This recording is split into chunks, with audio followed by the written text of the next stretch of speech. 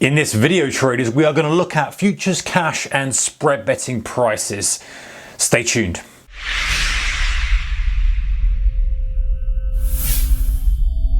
Hey guys, warm welcome to you. All right, so a question from Tot-Mer-Miss.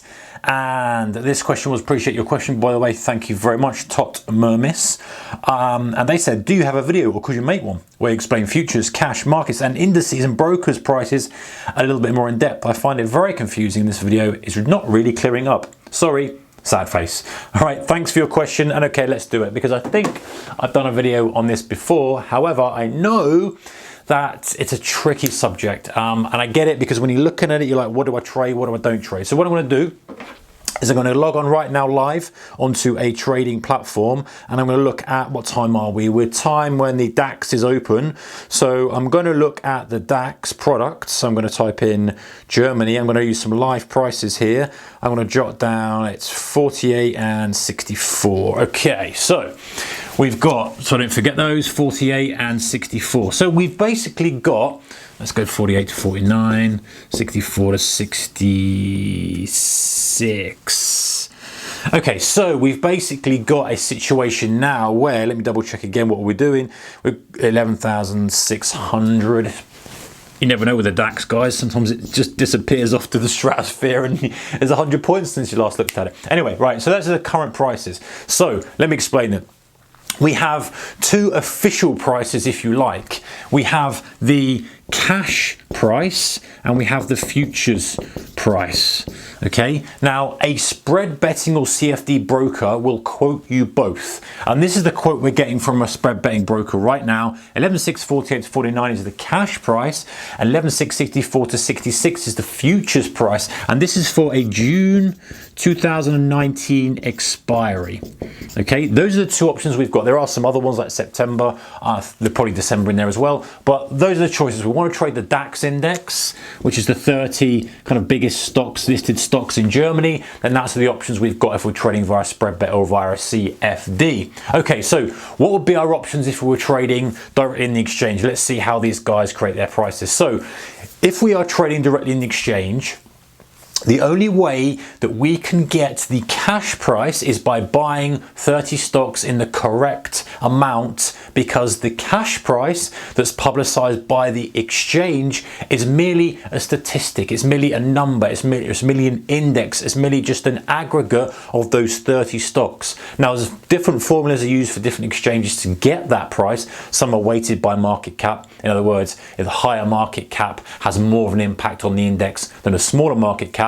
Some like the Dow are weighted by price. That's irrelevant for this video, guys. What we want to look at specifically is which one we want to use and how it's kind of calculated. So this cash that we get out of the exchange is updated every kind of 2 or 3 seconds. It's not tradable. That's the key thing. We can't trade the index price because it's literally just made up of the prices of those stocks, a little bit of formula added, and we get that. But that's what we kind of see when watching CNBC or we look at the newspaper. That's the official closing price of the FTSE, the DAX, the Dow, etc. That's the cash index price, but we can't trade that. What we can trade, however, are futures contracts. Futures contracts are based on the underlying cash price, but they haven't added formulas. I've done videos on this before with the interest rates, the time to expiry, etc., etc. And they are basically buying something for a future point in time. And there's an exchange for that, and buyers and sellers meet on the exchange, and there's hedging and speculation going in place. That's the only way you can buy or get exposure, should I say, to the index. And you notice that the price is different. The price is different because of the formula that goes into making that futures contract price, which is time to expiry, interest rates, all the other little tweaks that go into it. And as we get closer and closer to expiry, then that will get closer and closer to the actual cash price, because there's none of that additional kind of premium on the futures price. Right. So that's that. So the only way you can get exposure in the real market, if you like, is by trading the futures contract. However, this is where we're getting into the meat of it. So this is the things that we can trade. If we're looking at a CFD broker or spread betting broker, now they will allow us to trade the futures contract, and that will mirror identically the futures contract that's trading on the exchange, whatever exchange we're trading on, Eurex, NYMEX, Globex, whatever. That will mirror it, but they'll just add a spread. So maybe in the actual underlying futures market, it's I don't know, 64 to 65, and maybe they are going to add an extra point spread on either side of it, whatever. They're making their money by adding a little more of a premium to it, to the spread. So that's exactly the same. The price is exactly the same. The chart will be exactly the same. You are trading that, but they're just adding the spread to pay for their business model, right? Okay, so the interesting thing comes in when we're trading the cash price, which was this price here. We can't trade the index price. Why can't we trade the index price? Because, as I mentioned before, if we have a scenario where something has happened to the futures contract, i.e. the futures contract spikes up. The cash, is that still in the video? It is. The cash will be late to move and it will go up in a slow manner because it's referenced against other stocks and it's slow to update because it's updated every like 3 seconds, 2 seconds, 1 second, 5 seconds, something like that. The point is, it's not instant. If somebody sweeps the order book to the upside, sweeps all the offers away on the DAX, we're going to spike up immediately on the futures.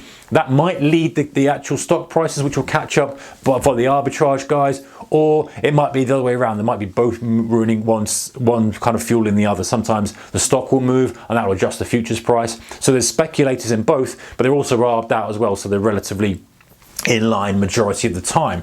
So we can't trade the cash because the cash is a pure index value. The spread betting brokers won't give us that price because it's delayed. It's not delayed as in 15 minutes. It's just a slow, updated, methodical cash price that just gets printed because it doesn't need to be. It doesn't need to be updated instantly because it's not a real-time thing that people can trade. It's just something for informational purposes. So the cash price that the spread betting and spread betting and CFD brokers will offer is based on the futures contract, but it's just adjusted. It's like a convenient way of getting exposure to something that doesn't expire. Because if you buy a futures contract, then come to June, it will expire and you have to trade again. And if you're closer to the expiry date, then that might only be a couple of weeks. It might only be not long enough time. And also the spread is a bit wider. So they create this cash product, which is mixed up of futures contracts and other little bits and pieces. This is where it gets interesting, guys, because their cash product is their own index, right? That's why they can't call it the DAX, they can't call it the FTSE, they don't call it that. They call it something like the German 30, Germany 30, US 30, American 30.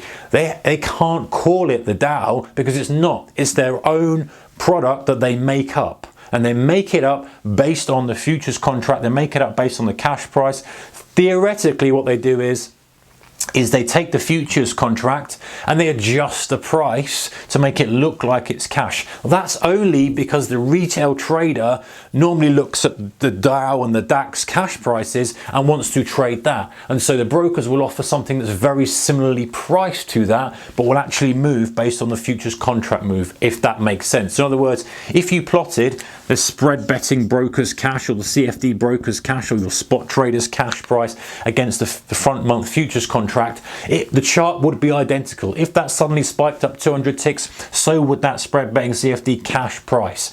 The actual index cash coming from the exchange wouldn't. It would be quite a while before it finally caught up with it. So that's basically what we want to trade most of the time, guys. If we're day trading, we want to trade the cash price because the cash price generally has a tighter spread, much easier to trade, more availability in terms of size there. It's the most popular product. If you're trading for a few days, possibly is one you want to trade as well. The cash will charge you a small amount overnight to roll the position over.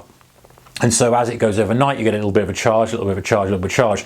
And not the same with the futures contract. That's just baked into the price. And so you've got to work out really whether the spread outweighs the charges. But kind of in summary, guys, the cash price is what we want to be trading. Most of us want to be trading that. If we want to plot a chart, we plot the front month futures contract and we use that as a chart if we don't want to use our spread betting or CFD brokers chart, and that will mirror the price pattern identically. It's just the values will be slightly different, but the actual price pattern will be the same. So we can still do our technical analysis on it. We just have to adjust it for our cash price there. The actual cash coming from the index or coming from the exchange cash is almost irrelevant. We're not that interested in that because it's late, it's delayed. The only thing that we might be interested in with that is if the cash price is hitting whole numbers, because everyone's looking at that. So it's hitting, say, 12,000, for example, or 20,000, or some whole number on the actual cash, then we might want to use that as a reference point for our decision making. But other than that, everything else is really run off the futures contract. Hope that's made some sense, guys. If it has, then let me know. If you've got anything to add to it, then please do so in the comment section below. All right, guys, take care. Whatever you're doing, bye-bye.